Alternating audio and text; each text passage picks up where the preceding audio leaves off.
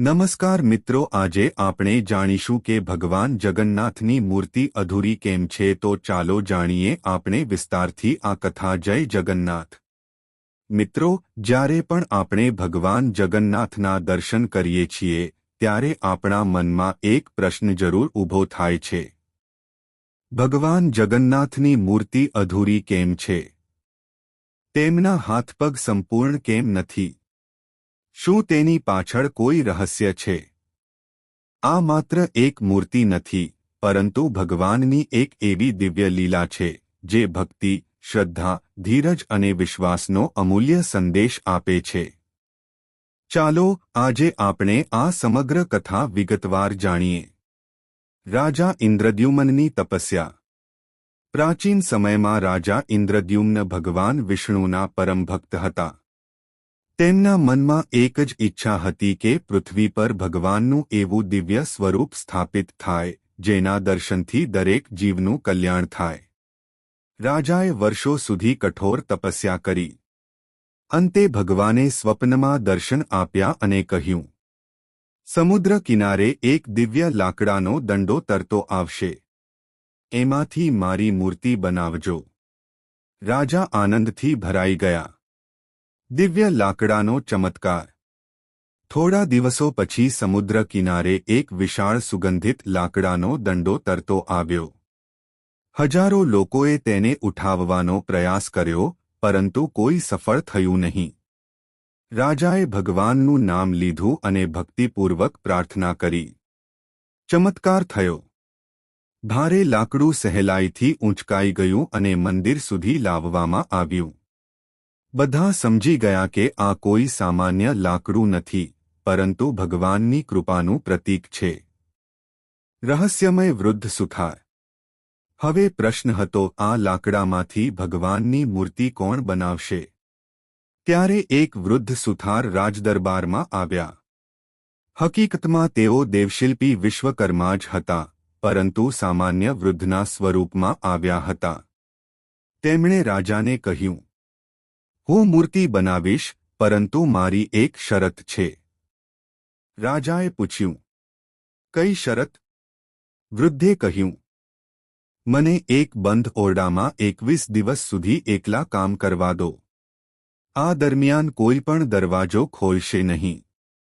જો કોઈ દરવાજો ખોલશે તો હું તરત જ કામ અધૂરું છોડી દઈશ. રાજાએ તરત જ શરત સ્વીકારી. રાણીની ચિંતા. મૂર્તિ બનાવવાનું કામ શરૂ થયું. શરૂઆતના ઘણા દિવસો સુધી અંદરથી કોતરકામનો અવાજ આવતો રહ્યો. પરંતુ થોડા દિવસ પછી અંદરથી કોઈ અવાજ આવવાનું બંધ થઈ ગયું. રાણી ખૂબ ચિંતિત થઈ. તેમણે રાજાને કહ્યું, ક્યાંક વૃદ્ધને કંઈ થઈ ગયું હશે. ઘણા દિવસથી કોઈ અવાજ નથી આવતો. રાજાએ શરૂઆતમાં રાહ જોવાનું કહ્યું, પણ રાણીની ચિંતા વધતી ગઈ.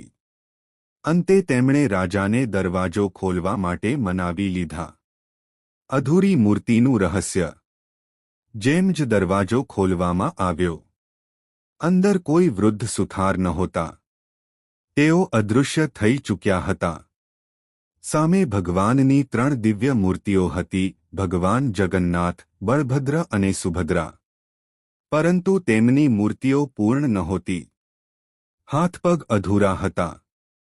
રાજા ખૂબ દુઃખી થયા. તેમને સમજાઈ ગયું કે તેમણે ભગવાનની આજ્ઞાનું સંપૂર્ણ પાલન કર્યું નહોતું. ભગવાનનો દિવ્ય સંદેશ. તે જ રાત્રે ભગવાન રાજાના સ્વપ્નમાં આવ્યા. ભગવાને સ્મિત સાથે કહ્યું, રાજન, દુઃખ ન કરશો. આ બધું મારી જ ઈચ્છાથી થયું છે. પછી ભગવાને આગળ કહ્યું, હું ઈચ્છું છું કે દુનિયા મને આ જ સ્વરૂપમાં પૂજે. મારા હાથ અધૂરા છે, કારણ કે હું દરેક ભક્તને ગળે લગાવવા માટે કોઈ સીમામાં બંધાયેલો નથી. મારા પગ અધૂરા છે, કારણ કે હું ભક્તના એક પગલા પહેલાં જ તેની પાસે પહોંચી જાઉં છું. મારી મોટી આંખો દર્શાવે છે કે હું દરેક જીવ પર સતત કૃપાદૃષ્ટિ રાખું છું. રાજાની આંખોમાં આનંદના આંસુ આવી ગયા. આજ સુધી આ જ સ્વરૂપની પૂજા કેમ થાય છે? ભગવાનની આજ્ઞા મુજબ આ અધૂરી દેખાતી મૂર્તિઓને જ સ્થાપિત કરવામાં આવી. આજે પણ જગન્નાથ મંદિરમાં ભગવાન જગન્નાથ, બળભદ્ર અને સુભદ્રાના આ જ દિવ્ય સ્વરૂપની પૂજા થાય છે. દર વર્ષે ભવ્ય રથયાત્રા દરમિયાન લાખો ભક્તો ભગવાનના દર્શન કરવા આવે છે. કથાનો સંદેશ. આ કથા આપણને શીખવે છે કે ભગવાનનું દરેક કાર્ય કોઈ ઊંડા હેતુથી ભરેલું હોય છે. ભગવાનની આજ્ઞાનું પાલન ધીરજ અને વિશ્વાસથી કરવું જોઈએ.